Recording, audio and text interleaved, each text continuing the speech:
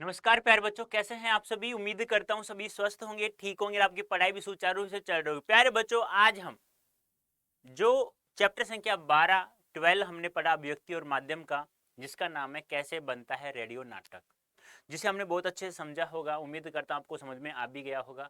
तो इस सेशन में प्यारे बच्चों हम क्वेश्चंस आंसर से संबंधित प्रैक्टिस करेंगे, अभ्यास करेंगे। उम्मीद करता हूं सभी क्वेश्चंस के आंसर आप लोगों को आएंगे, क्योंकि आप लोगों ने अच्छे से पढ़ा है, मैंने भी समझाया है। तो जल्दी सेशन से जुड़ जाइए, मजा आने वाला है। तो पहला पहला क्वेश्चन आपके सामने हाजिर हो गया है।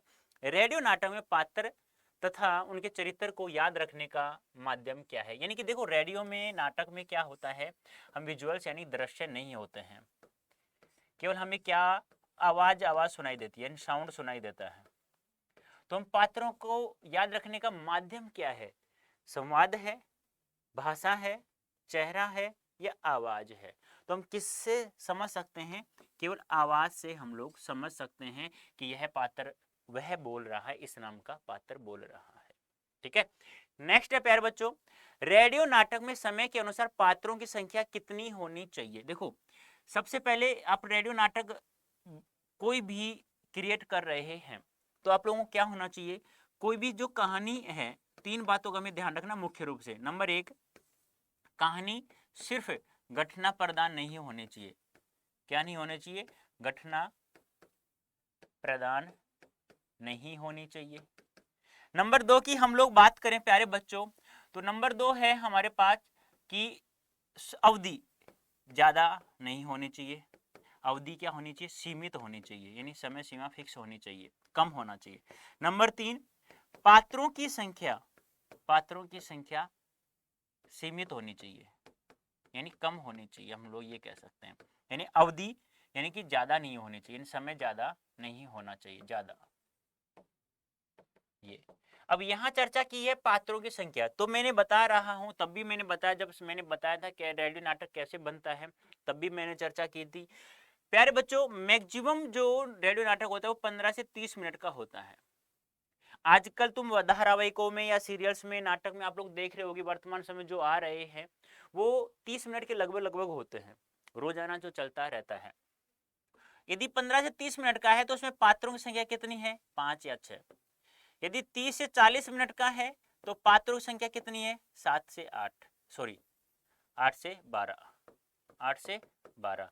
और यदि 1 घंटा या 1 घंटे से ऊपर का है तो पात्रों की संख्या होती है 15 से 20। ये आपको ध्यान में रखना होगा, देख लीजिएगा। रेडियो नाटक में समय के अनुसार पात्रों की संख्या सीमित होनी चाहिए। 15 मिनट की अवधि वाले रेडियो नाटक में पात्रों की संख्या 5 या 6 हो सकती है। 30 से 40 मिनट की अवधि वाले नाटक में 8 से 12 पात्र हो सकते हैं। यदि 1 घंटा या उससे ज्यादा की अवधि का रेडियो नाटक लिखना ही पड़ जाए तो उसमें 15 से 20 भूमिकाएं गढ़ी जा सकती हैं। लेकिन ये क्या है, ये वे पात्र हैं जिनकी मुख्य मुख्य भूमिका होती है। इसमें फेरी वाले, पोस्टमैन का संवाद, जज का ऑर्डर आदि को काउंट नहीं किया जाता है पात्रों में। जब हम इन संख्याओं की बात करते हैं तो ये सहायक भूमिकाओं की संख्या होती है, छोटे मोटे पात्रों या किरदारों की गिनती इसमें शामिल नहीं है। जैसे मैं बता चुका हूँ, जैसे फेरी वाला की आवाज आ गई, कोई सब्जी ले लो, सब्जी इस प्रकार से, फल फ्रूट ले लो, इस प्रकार से आवाज आती है ना। या पोस्टमैन की आवाज आती है ना, पोस्टमैन की आवाज, या किसी जज का ऑर्डर आता है, तो इनको हम लोग नहीं गिन सकते बिल्कुल भी, ये आपको ध्यान में रखना है। रेडियो नाटक की कहानी किस पर निर्भर नहीं होनी चाहिए, एक्शन पर, संवादों पर, ध्वनि पर या समय पर। यानी कि तुम्हें पता है था अभी, कहानी ज्यादा एक्शन वाली नहीं होनी चाहिए, वरना वह नाटक क्या हो सकता है, उबाऊ हो सकता है। उबाऊ हो जाएगा तो कोई सुनेगा नहीं। तो एक्शन पर आधारित नहीं होनी चाहिए। रेडियो नाटक की प्रमुख विशेषताएं कौन कौन सी हैं बता सकते हैं। भाषा सरल एवं सहज होनी चाहिए, अवधि कम होनी चाहिए, पात्रों की संख्या भी कम होना चाहिए। रेडियो एक दृश्य माध्यम नहीं है, कैसा माध्यम है, श्रव्य माध्यम है, अर्थात सुन सकते हैं। रेडियो की प्रस्तुति संवादों में ध्वनि प्रभाव के माध्यम से संप्रेषित करना, यानी कि केवल आवाज के माध्यम से ही हम अपने विचारों को अपने आदान विचारों का आदान प्रदान कर सकते हैं। पात्र संबंधी विविध जानकारी संवाद ध्वनि संकेतों के माध्यम से उजागर होती है। नाट्य आंदोलन के विकास में रेडियो नाटक की अहम भूमिका होती है। यानी कि कोई भी आंदोलन आप लोग चला रहे हैं, जहाँ आप लोग दृश्य यदि नहीं दिखा, विजुअल्स नहीं होते, तो रेडियो ऐसे हैं जहाँ कहीं पे भी रख दो। मोबाइल है, मान लो मोबाइल हाथ में होगा, या बहुत सारे वॉइस रिकॉर्ड छोटे छोटे ऐसे इलेक्ट्रॉनिक्स पार्ट्स आ चुके हैं जो आप लोग कहीं पे भी उसको लगा लेते हैं ना, तो आवाज़ आपको सुन सकते हैं। रेडियो नाटक की अवधि सीमित होती है, इसलिए पात्रों की संख्या भी क्या होनी चाहिए, सीमित होनी चाहिए। तो ये है इनकी विशेषताएं। नेक्स्ट है, रेडियो नाटक के लिए कहानी का चुनाव करते समय तीन मुख्य रूप से बातों का ख्याल रखना चाहिए। देखो, एक क्वेश्चन ऐसे बन सकता है कि रेडियो नाटक के लिए कहानी का चुनाव करते समय कितनी, यहाँ पे कितनी भी लगा सकते हो, कितनी बातों का ध्यान में रखना चाहिए या ख्याल रखना चाहिए। तो तीन, और फिर उनको लिखना भी है। ऐसे आएगा कि रेडियो नाटक बनाते समय, क्रिएट करते समय या कहानी का चुनाव करते समय कितनी बातों का ध्यान में रखना है, लिखिए। ऐसे भी आ सकता है। तो कौन कौन सी है? तीन बातों का ध्यान में रखना है, आवश्यक है। कहानी सिर्फ घटना प्रधान न हो, उसकी अवधि बहुत ज्यादा न हो, यानी धारावाहिक की बात दिगर है, तथा पात्रों की संख्या सीमित हो। यानी धारावाहिक की बात भी है ना, धारावाहिक की बात भी यहाँ है। क्यों? क्योंकि कहानी का मतलब ये हो गया, कोई भी धारावाहिक 30, ये मैक्सिमम कितना होता है, 15 से 30 मिनट का होता है। यानी कि आज वर्तमान की बात करें, 30 मिनट का चलता है वर्तमान में, कोई भी धारावाहिक चलता है तो रोजाना चलता रहता है किस्तों में वो, ठीक है। नेक्स्ट, कैप्टिव ऑडियंस किसे कहते हैं? यानी अंग्रेजी शब्द, ये कैसा शब्द है? इंग्लिश शब्द है। तो इसका हिंदी शब्द क्या होगा, बता सकते हैं आप मुझे? हिंदी शब्द में कहा जाता है इसे प्रेक्षागृह। अब प्रेक्षागृह क्या होता है वो समझो। यानी कि बहुत सारे व्यक्ति एक जगह इकट्ठे हो जाते हैं। क्या हो जाते हैं? इकट्ठे हो जाते हैं। तो इकट्ठे देखकर, जैसे सिनेमा हॉल है, उसमें बहुत सारे व्यक्ति समय पर आकर के इकट्ठे होते हैं, फिर मूवी देखते हैं, तो उसे कहा जाता है कैप्टिव ऑडियंस।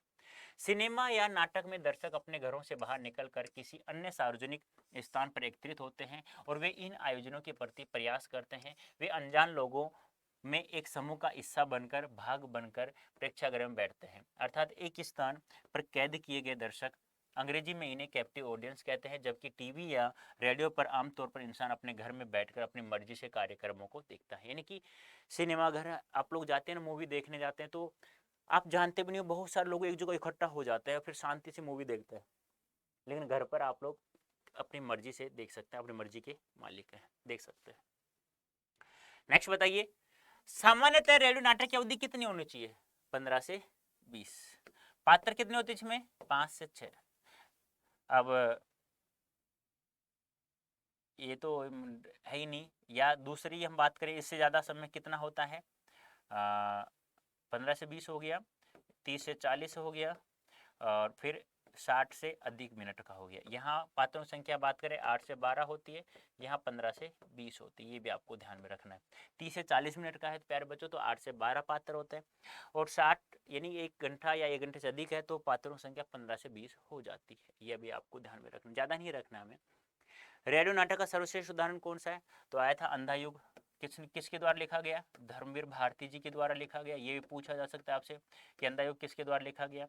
आषाढ़ का एक दिन किसका है? मोहन राकेश जी का है, मोहन राकेश द्वारा लिखा गया है। तो दोनों उदाहरण सर्वश्रेष्ठ हैं, ठीक है। तो ये था प्यारे बच्चों आपके बहुत सारे क्वेश्चंस। तो नेक्स्ट हो रहा है, रेडियो नाटक पूरी तरह किस पर निर्भर करते हैं? यानी किस पर निर्भर करते हैं? संवाद पर, ध्वनि प्रभाव पर, सीमित समय पर। तो संवाद भी होने चाहिए, सरल एवं छोटे सहज होने चाहिए, ध्वनि प्रभाव भी अच्छा होना चाहिए, अट्रैक्टिव होना चाहिए, सीमित समय भी होना चाहिए, मतलब उपयुक्त सभी राइट आंसर होगा। तो कैसी लगी आज की क्लास? अब ये कोड यूज करना है आपको।